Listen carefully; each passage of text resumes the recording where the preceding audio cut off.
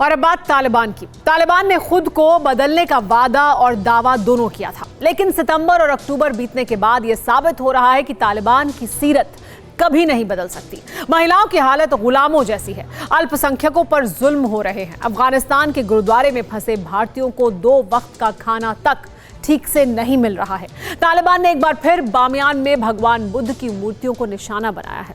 तालिबान के इन जुल्मों के बीच काबुल में फिर धमाका हुआ है।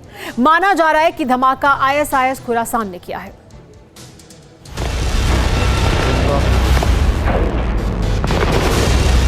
पंद्रह अगस्त से खौफ में सहमा शहर एक बार फिर दहल उठा। तालिबान की ताकत और गुरूर को चकनाचूर करने की ठानने वालों ने एक बार फिर आत्मघाती हमला किया।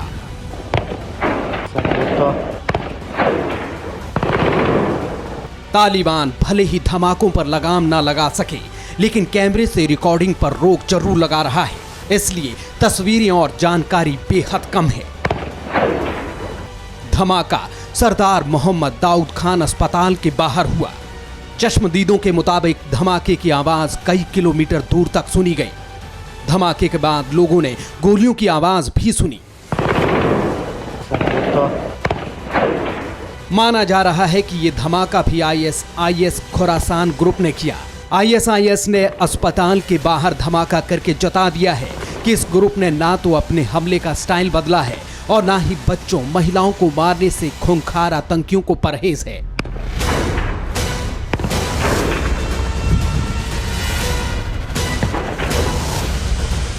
तालिबान से डरे आम लोगों के लिए आईएसआईएस खुरासान अब दहशत का दूसरा नाम बन चुका है, क्योंकि ये ग्रुप तालिबान को ही नहीं बल्कि अफगानिस्तान के आम लोगों को भी टारगेट कर रहा है।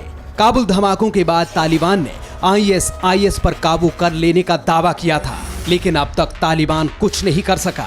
तालिबान ने यह भी दावा किया था कि अफगानिस्तान की जमीन का इस्तेमाल कोई भी आतंकी संगठन नहीं कर सकेगा, लेकिन आईएसआईएस खुरासान ने लगातार अपनी ताकत बढ़ाकर तालिबान के इस दावे को भी खोखला साबित कर दिया है। तालिबान ने खुद को बदलने का जो दिखावा किया था, उसकी पूरी असलियत अब सामने आने लगी है।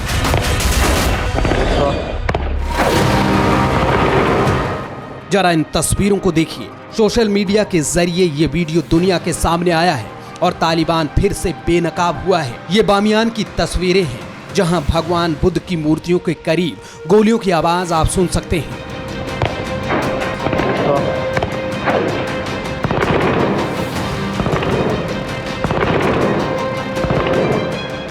वीडियो में तालिबानी बुद्ध की मूर्तियों पर गोलियां बरसाते हुए नजर आ रहे हैं।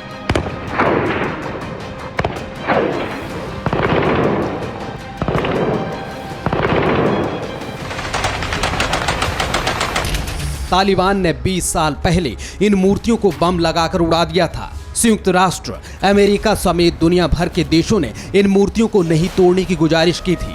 मीडिया रिपोर्ट्स के मुताबिक अफगानिस्तान में तालिबान की वापसी के बाद बामियान में यूनेस्को विश्व धरोहर को पिछले महीने निशाना बनाया गया। रिपोर्ट के मुताबिक तालिबानियों ने भगवान बुद्ध की खुदाई में मिली मूर्तियों और कलाकृतियों को फ्रांसीसी आर्कियोलॉजिस्ट से छीन दिया।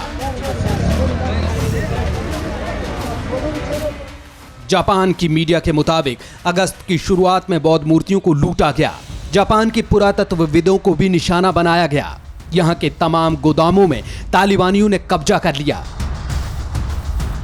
साल 2001 में जब तालिबानियों ने अफगानिस्तान पर कब्जा जमाया था, तब यहां बम धमाके किए गए थे। बामियान में 6वीं शताब्दी की विशाल बुद्ध प्रतिमाओं को बम से उड़ा दिया गया था। अब तालिबान की सत्ता की शुरुआत के साथ ही ये साबित हो रहा है कि तालिबान की कट्टर सोच में किसी भी तरह का बदलाव नहीं आया है। तालिबान कुछ ऐसा ही सलूक अफगानिस्तान में फंसे भारतीयों और वहां के सिखों के साथ कर रहा है। अफगानिस्तान में आज भी 212 भारतीय फंसे हुए हैं। काबुल के गुरुद्वारा साहिब में शरण लेने वाले भारतीय और सिखों को तालिबान ने सुरक्षा का भरोसा दिया था, लेकिन दहशत ऐसी है कि गुरुद्वारे से बाहर निकलना महफूज नहीं है। ज्यादातर सिख परिवारों का बिजनेस बंद हो चुका है, कमाई बंद है और लोग जरूरत का सामान भी नहीं जुटा पा रहे हैं।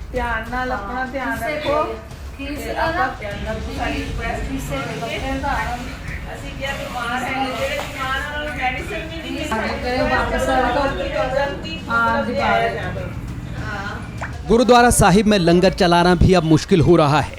अफगानिस्तान में फंसे भारतीयों के पास ना तो काम है और ना ही दवा जैसी जरूरी चीजें मिल रही हैं। भारतीय और सिखों की हालत की जानकारी उन लोगों से मिल रही है जिन्हें रेस्क्यू के जरिए भारत लाया गया था। लुधियाना में रह रहे ऐसे परिवार वीडियो कॉल के जरिए अपनों का हाल लेते हैं। ਤੁਸੀਂ ਠੀਕ ਹੋ कोई गल नहीं ਅਸੀਂ रिक्वेस्ट पा रहे हैं ਤੁਹਾਨੂੰ जल्द से जल्द ना उधर काम है ना काज है। पहले हम मसाले का वो दवाई देसी दवाइयों का काम करते हैं हमारे लड़के। अब तो काम काज नहीं है, घर बैठे हुए हैं, कोई खाने को नहीं है। जो गुरुद्वारे है ख़त्म हो गए, गुरुद्वारे से राशन ख़त्म हो गया तो क्या खाएं। मोदी सरकार के यही यश है कि हमारे बच्चियों को भेज दे। किसी का बेटा और बहू काबुल में फंसे हैं तो किसी के पिता। ये तमाम लोग बेहद फिक्रमंद हैं और सरकार से अफगानिस्तान में रेस्क्यू ऑपरेशन चलाने की मांग कर रहे हैं। ऐसे सभी इंडियंस को वहाँ से प्लेन भेज के निकाला गया है। अब ये रिक्वेस्ट है कि जो हमारे वहाँ पे हैं पीपल, वो जो रह गए हैं, जो मतलब आवाम हमारी वहाँ पे इंडिया ही है, इंडिया में ही रहते, उनको काफ़ी समय हो गया था। अब तो वो गए थे, चलो कोई बिजनेस चलेगा तो रह के थोड़ा बहुत अपना काम चलाएंगे। इन लोगों के मुताबिक तालिबानी गुरुद्वारे में चेकिंग करने आते हैं। वो किसी तरह का जुल्म तो नहीं करते, लेकिन किसी को किसी तरह का काम नहीं करने देते। बीमार लोगों के लिए दवा लेना भी मुश्किल है। हमारे पापा वहाँ पे अफगानिस्तान में फंसे हुए हैं। हम चाहते हैं कि जल्द से जल्द यहाँ पे आ जाएं। वो बहुत परेशान है, बहुत बीमार भी है मेरे पापा। वहाँ पे दवाई भी नहीं मिल रही, कुछ नहीं हो रहा। हम चाहते हैं कि यहाँ पे आ जाएं। बस हमारे पास कुछ नहीं है, आने के लिए भी नहीं उनके पास कुछ। हमें बस यही रिक्वेस्ट है, उनको वीज़ा मिल जाए, बस यहाँ पे आ जाएं बस। फिलहाल अफगानिस्तान में फंसे 212 लोग इस उम्मीद में दिन काट रहे हैं कि एक दिन उनके वतन वापसी का रास्ता बनेगा और तालिबान के क्रूर शासन से उन्हें मुक्ति मिलेगी। अफगानिस्तान और भारत के बीच आवाजाही कब शुरू होगी, इसे लेकर अभी कोई फैसला नहीं हुआ है। लेकिन पाकिस्तान से बिजनेस शुरू करने के लिए चमन स्पिन बोल्डक सीमा को जरूर खोला जा रहा है। पाकिस्तान और तालिबान के बीच आम लोगों की आवाजाही और व्यापार दोनों शुरू करने पर सहमति बन गई है। Bureau report, TV9 Bharatvarsh. परवाह देश की, सोमवार से शुक्रवार रात 10 बजे TV9 भारतवर्ष पर।